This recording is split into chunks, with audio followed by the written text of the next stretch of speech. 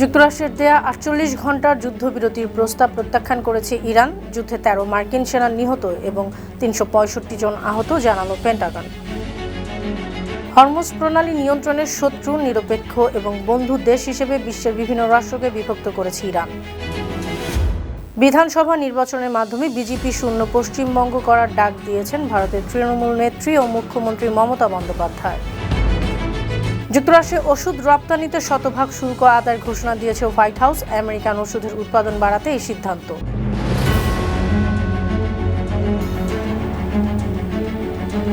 শুনছিলেন সংবাদ শিরোনাম। সবাইকে স্বাগত জানাচ্ছি বিশ্বজুড়ে প্রতিদিনে বিশ্বের বিভিন্ন প্রান্তের সব শেষ তথ্য জানাতে আপনাদের সঙ্গে আছি আমি অনন্যা চৈতি। যুক্তরাষ্ট্রের দেয়া ৪৮ ঘণ্টার যুদ্ধবিরতির প্রস্তাব প্রত্যাখ্যান করেছে ইরান। নাম প্রকাশ না করা একটি সূত্রের বরাত দিয়ে ইরানি ফার্স্ট নিউজ এজেন্সি জানিয়েছে, একটি মধ্যস্থতাকারী দেশের মাধ্যমে ২ এপ্রিল ইরানকে ২ দিনের যুদ্ধবিরতির প্রস্তাব দিয়েছিল মার্কিন সরকার। তবে সেই প্রস্তাব বা এর সত্যতা নিয়ে যুক্তরাষ্ট্রের কোনো মন্তব্য জানা যায়নি। এর আগে মার্কিন প্রেসিডেন্ট ডোনাল্ড ট্রাম্প বলেছিলেন, যুদ্ধ শেষ করতে ওয়াশিংটন ইরানের নতুন কর্তৃপক্ষের সঙ্গে আলোচনা করছে। তবে ইরানের পররাষ্ট্র মন্ত্রণালয় জানিয়েছে, মধ্যস্থতাকারীদের মাধ্যমে যুক্তরাষ্ট্র মীমাংসা করার জন্য কয়েকটি অযৌক্তিক প্রস্তাব দিয়েছিল। এদিকে মার্কিন ইসরায়েলি যুদ্ধ বিমান ভূপাতিত করেছে ইরানি বাহিনী। শনিবার দেশটির আধা সরকারি বার্তা সংস্থা তাসনিম নিউজের প্রতিবেদনে এই দাবি করা হয়েছে। প্রতিবেদনে জানানো হয়, তাসনিমের একজন প্রতিবেদক যুদ্ধ বিমান ধ্বংসাবশেষের ছবি পেয়েছেন। ছবিগুলো প্রমাণ করে একটি মার্কিন ইসরায়েলি যুদ্ধ বিমান ভূপাতিত হয়েছে। বিমানটি F-16 কিংবা F-35 মডেলের হতে পারে। ঘটনার কয়েক ঘন্টা আগে ইরানের আকাশে একাধিক যুদ্ধ বিমান বিচরণ করে। ধারণা করা হচ্ছে সেসব যুদ্ধ বিমানগুলোর একটি ভূপাতিত হয়েছে। এদিকে যুক্তরাষ্ট্রের সংবাদ মাধ্যমগুলো জানিয়েছে, ইরানে একটি মার্কিন যুদ্ধবিমান ভূপাতিত হওয়ার পর একজন ক্রুকে উদ্ধার করেছে মার্কিন বাহিনী। অন্য একজন এখনও নিখোঁজ আছে। তাকে খুঁজতে তল্লাশি করছে আমেরিকান বাহিনী। ইরানের দক্ষিণাঞ্চলে F-35 যুদ্ধবিমানটি ভূপাতিত হয়েছিল।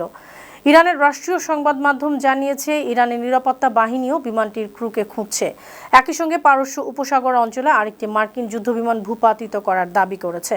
মার্কিন সংবাদ মাধ্যম বলছে, ভূপাতিত প্রথম বিমানটির উদ্ধার অভিযানের সময় হরমুজ প্রণালীর কাছে A-10 যুদ্ধবিমান লক্ষ্য করে গোলাবর্ষণ করা হয়। তবে বিমানটির পাইলট নিরাপদে বেরিয়ে এসেছেন। এদিকে মার্কিন প্রেসিডেন্ট ডোনাল্ড ট্রাম্প বলেছেন, যুক্তরাষ্ট্রের যুদ্ধবিমান ভূপাতিত হওয়ার ঘটনায় ইরানের সঙ্গে আলোচনার প্রক্রিয়ায় কোনো প্রভাব পড়বে না।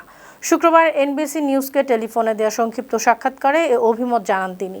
অন্যদিকে দ্য ইন্ডিপেন্ডেন্টকে ফোনে দেওয়া আরেকটি সাক্ষাৎকারে ট্রাম্প বলেন, ইরানে নিখোঁজ মার্কিন পাইলটের কোনো ক্ষতি হলে যুক্তরাষ্ট্র কী পদক্ষেপ নেবে সে বিষয়ে এখনই তিনি কোনো মন্তব্য করতে চান না। তবে আশাবাদী যে তেমন কিছু করতে হবে না। যুক্তরাষ্ট্রের প্রতিরক্ষা সদর দপ্তর পেন্টাগন জানিয়েছে, গতকাল শুক্রবার পর্যন্ত ইরানের সঙ্গে যুদ্ধে ১৩ জন মার্কিন সেনা নিহত হয়েছে, আহত হয়েছে ৩৬৫ জন। কাতার ভিত্তিক সংবাদ মাধ্যম আল জাজিরা এই তথ্য জানিয়েছে। পেন্টাগনের হিসেব অনুযায়ী আহত ৩৬৫ জনের মধ্যে ২৪৭ জন মার্কিন সেনাবাহিনীর সদস্য। এছাড়া নৌবাহিনীর ৬৩ জন ও বিমান বাহিনীর ৩৬ জন আহত হয়েছেন। বাকি ১৯ জন মেরিন সেনা। এদিকে গতকাল ইরানে ২টি মার্কিন যুদ্ধ বিমান ভূপাতিত হয়ে কোনো মার্কিন সেনা হতাহত হয়েছে কিনা, হয়ে থাকলে তাদের নাম এই তালিকায় আছে কিনা তা স্পষ্ট করেনি পেন্টাগন।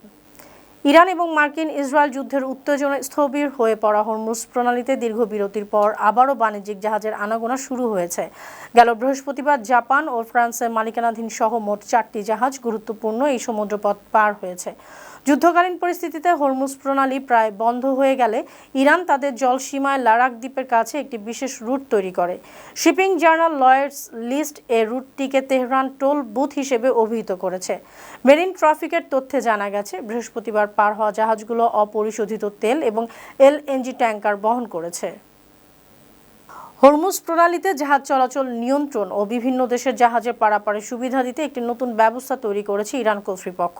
আল জাজিরার প্রতিবেদনে জানা গেছে, ইরান বিশ্বের বিভিন্ন দেশকে ৩টি শ্রেণীতে বিভক্ত করেছে। সেগুলো হলো শত্রু, নিরপেক্ষ এবং বন্ধুত্বপূর্ণ। শত্রু দেশগুলোর জন্য হরমুজ প্রণালীতে ব্যবহার করতে সম্পূর্ণ নিষিদ্ধ করা হবে। নিরপেক্ষ দেশগুলো জাহাজের কাছ থেকে উচ্চ টোল আদায় করবে, আর বন্ধুত্বপূর্ণ দেশগুলোকে প্রণালী পারাপারে স্বাধীন অধিকার দেওয়া হবে। তবে এখনও এই ৩টি শ্রেণীর পূর্ণ তালিকা প্রকাশ করেনি ইরান। শত্রুপক্ষের ১৬০টিরও বেশি ড্রোন এবং কয়েকটি অত্যাধুনিক যুদ্ধবিমান ধ্বংস করেছে ইরান। দেশটির ন্যাশনাল এয়ার ডিফেন্সের জয়েন্ট হেডকোয়ার্টার্স দাবি করেছে, উচ্চ প্রযুক্তির ড্রোন ও পঞ্চম প্রজন্মের স্টেলথ ফাইটার মোকাবেলায় তারা এখন সম্পূর্ণ স্বনির্ভর।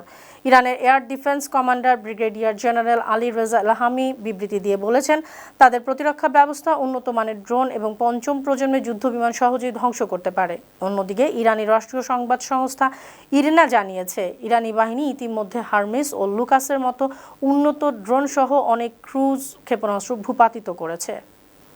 সৌদি আরবের রিয়াদে যুক্তরাষ্ট্রের দূতাবাসে ড্রোন হামলায় জড়িত থাকার অভিযোগ অস্বীকার করেছে ইরানের Islamic revolutionary guard corps IRGC. আল জাজিরার খবরে জানানো হয়েছে, শুক্রবার রিয়াদে মার্কিন দূতাবাসে ওই ড্রোন হামলার পেছনে ইসরায়েলকে দায়ী করেছে তেহরান। আইআরজিসি বলেছে, ইরানের ভাবমূর্তি ক্ষুণ্ণ করতে এবং প্রতিবেশীদের সঙ্গে সম্পর্কের অবনতি ঘটাতে ইসরায়েলি সেনারা মার্কিন দূতাবাসে হামলা করেছে। মধ্যপ্রাচ্যে ইসরায়েলের যুদ্ধ কৌশল বিবেচনায় এটি নিশ্চিতভাবে জায়নবাদীদের কাজ। বিবৃতি দিয়ে আইআরজিসি আরও জানিয়েছে, যুক্তরাষ্ট্র জায়নবাদী শক্তির অস্থিতিশীলতা সৃষ্টির ও অঞ্চল ধ্বংসের ষড়যন্ত্রমূলক উদ্দেশ্যের বিরুদ্ধে প্রতিবেশী দেশগুলোর সতর্ক থাকা উচিত। পশ্চিমবঙ্গ রাজ্য থেকে বিজেপিকে শূন্য করার ডাক দিয়েছেন তৃণমূল নেত্রী ও মুখ্যমন্ত্রী মমতা বন্দ্যোপাধ্যায়। শুক্রবার দক্ষিণ দিনাজপুর জেলার হরিরামপুরে নির্বাচনী জনসভায় বক্তব্যে তিনি এই হুঁশিয়ারি দেন। এ সময় কেন্দ্রীয় সরকারকে সতর্ক করে মমতা বলেন, বাংলাকে টার্গেট করলে আগামী দিনে দিল্লিকেও টার্গেট করবে তৃণমূল। জনসভায় মমতা বন্দ্যোপাধ্যায় আরও বলেন, আবার খেলা হবে, দুর্দান্ত খেলা হবে। আপনারা বিজেপিকে শূন্য করে দিন, বাংলাকে পূর্ণ করে দিন। তিনি ভোটারদের সতর্ক করেন, কেউ যাতে বিজেপির কোনো গেম প্ল্যানে পা না দেন। বিজেপিকে বাংলা বিরোধী আখ্যা দিয়ে মমতা বলেন, ভাষাকে রক্ষা করে নিজেদের অস্তিত্ব টিকিয়ে রাখতে তৃণমূলকে ক্ষমতায় আনতে হবে। ভারতের নির্বাচন কমিশন ইসিআই পশ্চিমবঙ্গে প্রায় 2,40,000 কেন্দ্রীয় সশস্ত্র পুলিশ বাহিনী কর্মী মোতায়েন করবে। এটি নির্বাচনকালীন কোনো রাজ্যে এ যাবৎকালের সর্বোচ্চ মোতায়েন। শুক্রবার এনডিটিভি জানিয়েছে, ভোট নিয়ে নিরাপত্তা উদ্বেগের কারণে এমন সিদ্ধান্ত নেওয়া হয়েছে। ভোট হবে আগামী 29 এপ্রিল। সম্প্রতি মালদা জেলায় বিচার বিভাগীয় কর্মকর্তাদের ঘেরাও করার অভিযোগ ওঠে। পরে সর্বোচ্চ আদালত বিচার বিভাগীয় কর্মকর্তাদের পর্যাপ্ত সুরক্ষা নিশ্চিতের নির্দেশ দেয়। পশ্চিমবঙ্গের মালদা জেলায় সম্প্রতি এসআইআর বিরোধী আন্দোলন চলাকালে বিচারকদের উপর হামলায় জড়িত থাকার অভিযোগে মোফাক্কেরুল ইসলাম নামের একজন আইনজীবীকে গ্রেপ্তার করা হয়েছে। ভারতের নির্বাচন কমিশন জানিয়েছে, তিনি এ ঘটনার মূল অভিযুক্ত। গতকাল শুক্রবার সকালে শিলিগুড়ির বাগডোগরা বিমানবন্দর থেকে তাকে পুলিশ গ্রেফতার করে। গ্রেফতারের পর ভিডিও বার্তায় এসআইআর বিরোধী আন্দোলন চালিয়ে যাওয়ার আহ্বান জানান তিনি। সুপ্রিম কোর্টের নির্দেশে নির্বাচন কমিশন গেল বৃহস্পতিবার মোফাক্কেরুলের বিরুদ্ধে গ্রেপ্তারি পরোয়ানা জারি করে। পেটেন্ট করা বিদেশি ওষুধ যুক্তরাষ্ট্রে রপ্তানি করলে 100% শুল্ক দিতে হবে। তবে রপ্তানিকারক কোম্পানিগুলো যুক্তরাষ্ট্র সরকারের সঙ্গে চুক্তি করে ওই শুল্ক এড়াতে পারবে। বৃহস্পতিবার হোয়াইট হাউস জানিয়েছে, আমেরিকায় গুরুত্বপূর্ণ ওষুধের উৎপাদন বাড়াতে এ সিদ্ধান্ত নেওয়া হয়েছে। ব্রিটিশ বার্তা সংস্থা বিবিসি জানিয়েছে, এ পদক্ষেপের গুরুত্ব অনেকটাই প্রতীকী, কারণ এটি যুক্তরাষ্ট্রে সবচেয়ে বেশি ব্যবহৃত হওয়া ওষুধের ক্ষেত্রে প্রযোজ্য নয়। পাশাপাশি অনেক বড় ওষুধ প্রস্তুতকারী কোম্পানি যুক্তরাষ্ট্রের সঙ্গে চুক্তি করে রেখেছে, তারা এই শুল্ক থেকে রেহাই পাবে। ধারণা করা হচ্ছে, আগামীতে আরও কিছু কোম্পানি এমন চুক্তি করবে। সুপ্রিয় দর্শক, এই ছিল আজকে বিশ্বজুড়ে প্রতিদিনের আয়োজনে। দেশ বিদেশের বিভিন্ন খবর নিয়ে আবার আপনাদের সামনে হাজির হব। সেই পর্যন্ত ভালো থাকুন, সুস্থ থাকুন, বানো টিভির সঙ্গেই থাকুন। ধন্যবাদ।